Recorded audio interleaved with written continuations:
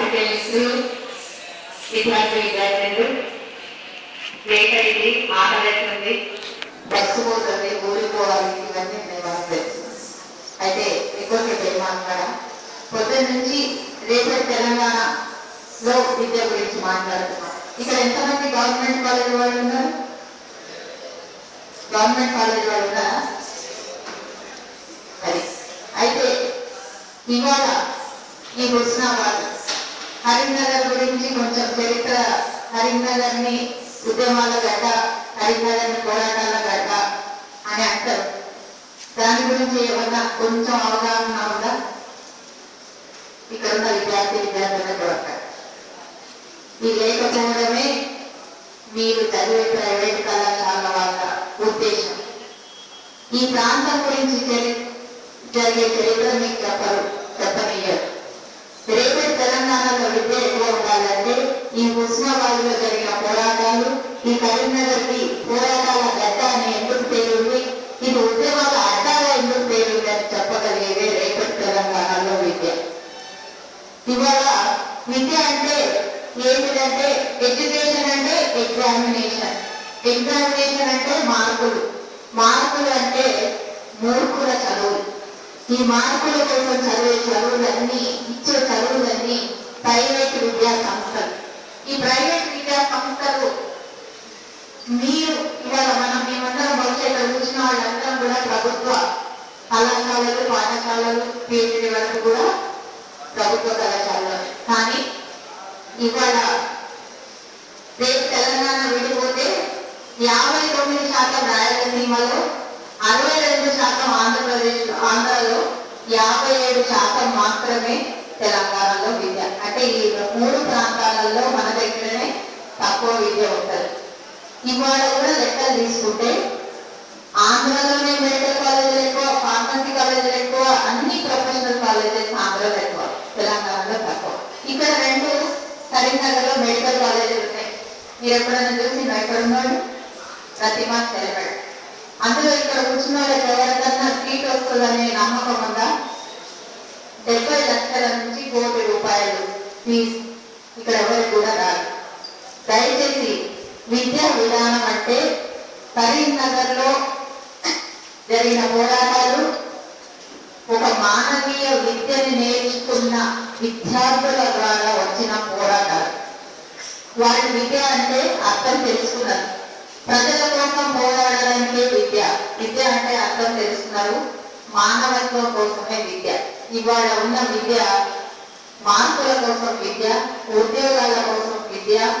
ఆ ఉద్యోగం లేకపోతే ఆత్మహత్యలు, అరాచకాలు, నిర్భయ లాంటి సంఘటన. దయచేసి విద్య అంటే విజ్ఞానం, విజ్ఞానం కంటే జ్ఞానం. అది 10 మందికి పంచినప్పుడే విద్యకి ఒక అర్థం. రేపటి తెలంగాణలో ఇక్కడ విద్యార్థులాగా విద్యను చదువుకొని ఎవరైతే చరిత్ర పథంలో పోరాటాలు చేసి నిలబడ్డారో అట్లాంటి విద్యార్థులను తయారు చేసే విద్య రేపటి తెలంగాణలో కావాలి.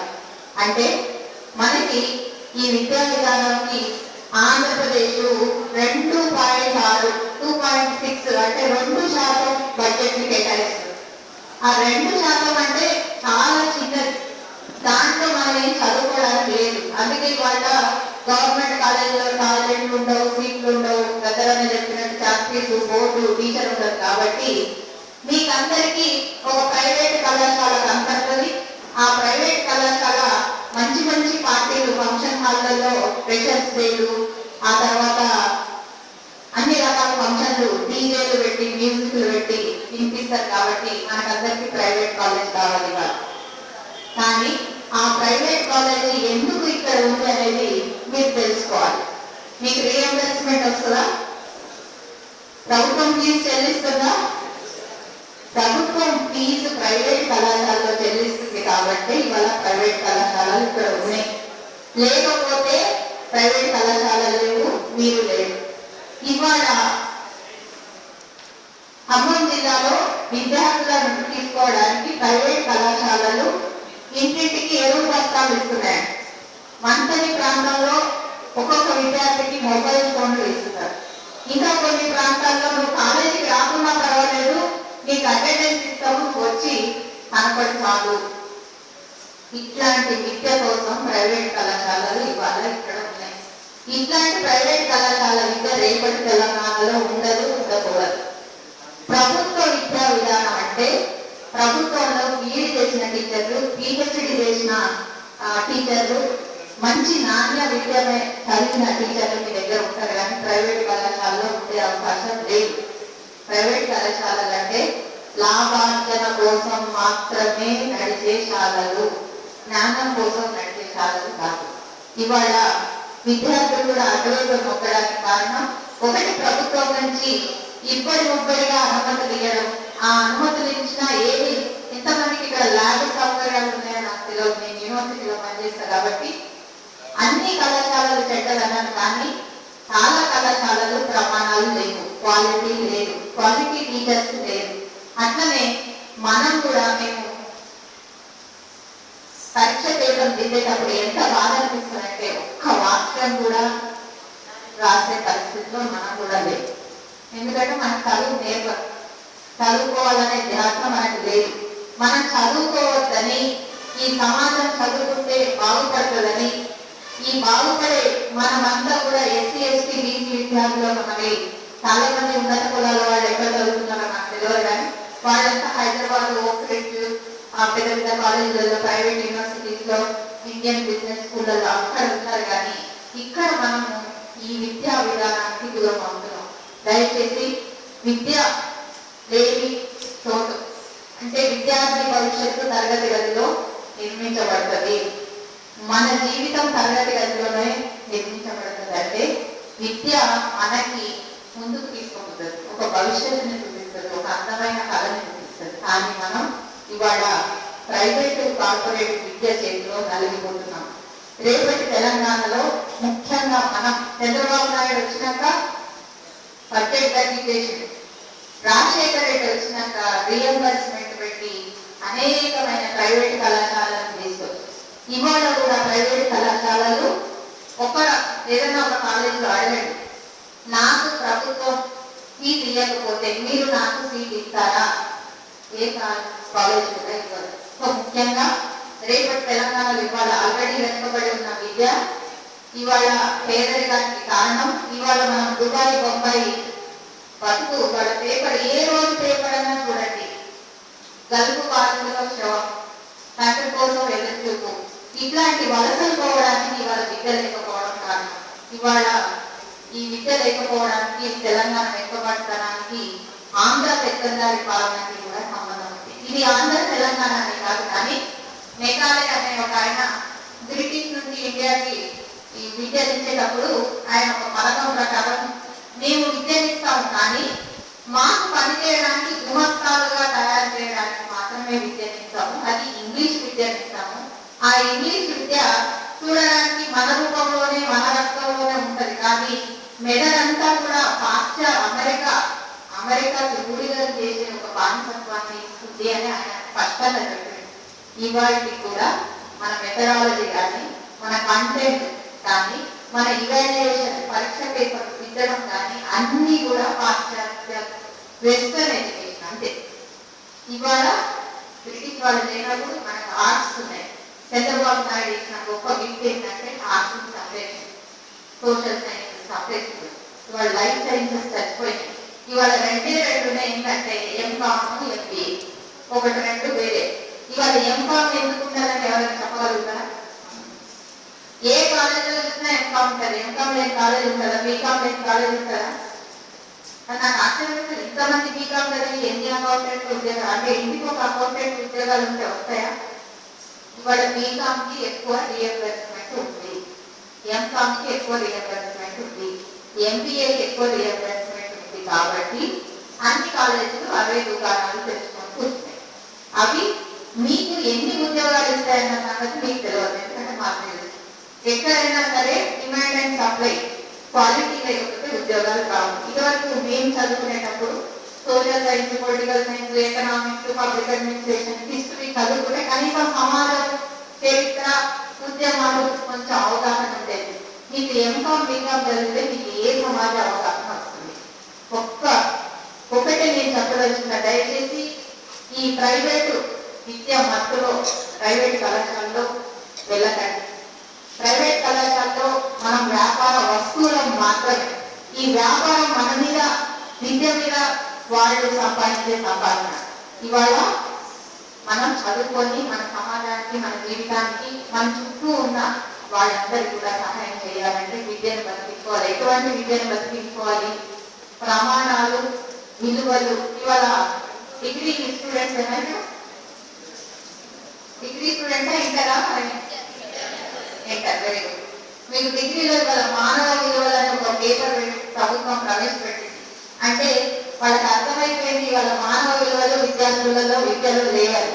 ఖచ్చితంగా ఇవాళ మానవ విలువలు ఒక సబ్జెక్ట్ గా పెట్టి దాన్ని కంపల్సరీ పేపర్ పెట్టి, అంటే ఎంత దయనీయమైన పరిస్థితిలో ఉన్నామో ఆలోచించాం.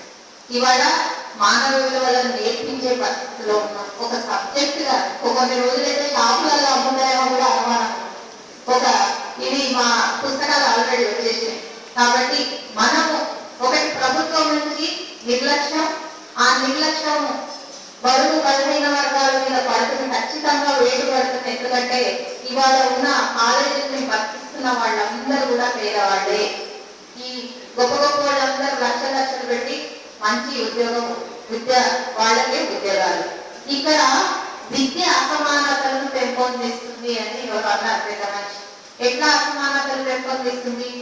డబ్బులు ఉన్నవాడికి ఒక కాలేజ్, డబ్బు లేనివాడికి ఒక కాలేజ్, అసలు లేని వాడికి ఒక నాన్ ఫార్మల్ ఎడ్యుకేషన్, ఇంకేందో ఎడ్యుకేషన్, డిస్టెన్స్ ఎడ్యుకేషన్, రకరకాల ఎడ్యుకేషన్. ఈ ఎడ్యుకేషన్ అన్నీ కూడా మనలో కొన్ని రకాల అసమానతలను పెంపొందిస్తుంది. ఇవాళ నేను కూడా డిగ్రీ చదువుతా, హైదరాబాద్ లో బిజినెస్ స్కూల్లో డిగ్రీ చదువుతాడు. ఉద్యోగం ఎవరికి వస్తుంది?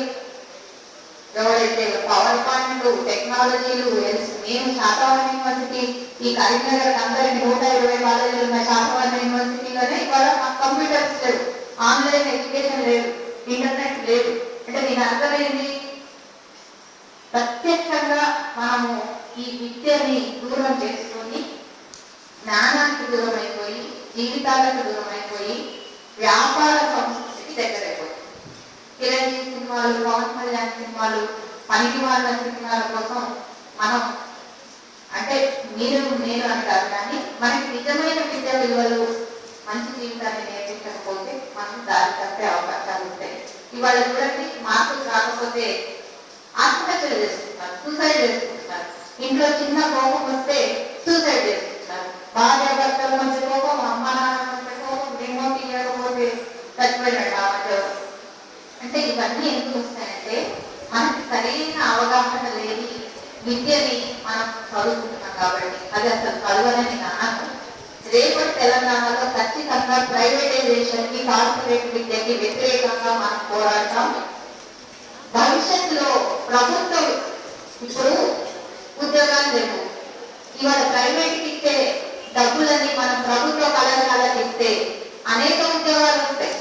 టీచర్లు, ప్రైవేట్ కాలేజీలో పనిచేసే టీచర్లందరికీ ఉద్యోగాలు వస్తాయి. ఉద్యోగాలు వచ్చిన వాళ్ళు మంచి విద్యను ఇచ్చే అవకాశం ఉంటుంది. కాబట్టి ఎక్కడైతే మారుమూల ప్రాంతాల్లో విద్యార్థులకు స్కూల్స్, కాలేజెస్ లేవో అక్కడ ప్రైవేట్ కాలేజీలు పెట్టుకోండి, మేమేమన్నా. కానీ ఒకరే ఒక యాజమాన్యం మీద అనేక భూతాధిపత్యం, మీరు బస్సులు పంపించి, వాహనాలు పంపించి, విద్యార్థులను తీసుకొచ్చి మభ్యపెట్టి, లాస్ట్ మీరు చెప్పేది ఏంటంటే, మీరు చేసేది ఏంటంటే మొత్తం విద్యా విధానాన్ని తునిచేయడం.